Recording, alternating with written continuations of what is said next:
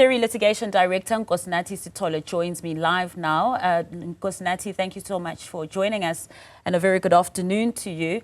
Just tell us a little bit more about what you've been condemning and calling political point scoring when it comes to these informal settlement raids. Definitely. Good afternoon, Masa, and all your viewers. So what we have seen here is what one would characterize as what used to happen during the apartheid era, where the state would just move in informal settlement, conduct raids, and demolish people's homes without an order of court. This is exactly what has happened here.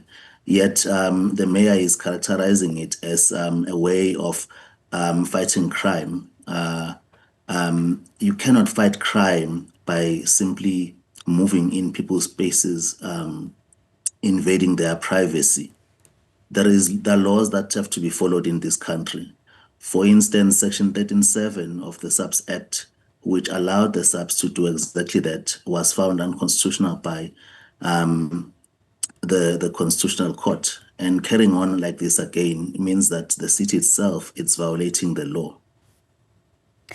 Now, many might say that, and agree with you in terms of the kinds of raids as well when it comes to following proper legal procedure. But when it comes to the impact of what they're trying to achieve as well in fighting crime, and many residents facing crime and being victims of crime, do you as SERI then have other propositions of how then crime should be combated? Definitely. That's why we have laws in this country.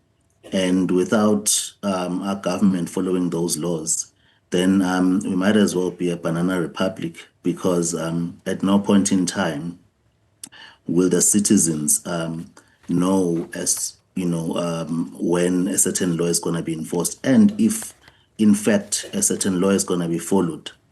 So the state always has to follow the laws. That is what our constitution demands. And that is why we moved away from a system that did exactly that, which wasn't to follow laws. It was law unto itself. When it comes to undocumented migrants as well, a little bit earlier, we heard from the Border Management Authority talking about our porous borders and the interventions that they're trying to put in place. But of course, this is a bigger problem than just at the border that also does then creep into the inland too. There are issues by citizens who are concerned about the number of illegal and undocumented migrants who are also making their way into communities. What's your reaction to that as SERI, and how then should the government then deal with that when they're also unable to track those who are involved in crime?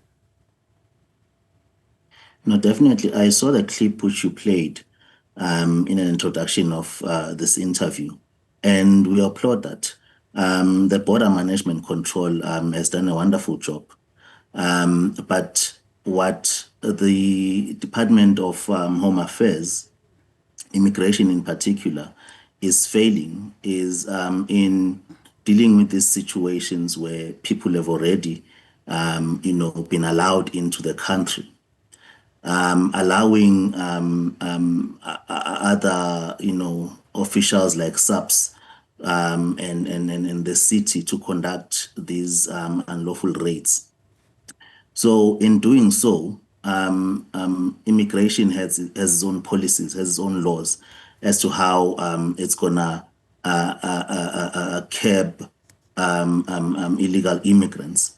And we're saying such laws must be followed with minimal destabilization to the citizens of South Africa, because what we have seen in the recent past is that South Africans themselves have been destabilized by this whole, issues in hospitals, in the Ginger Park informal settlement, in as much as the issue may be crime prevention.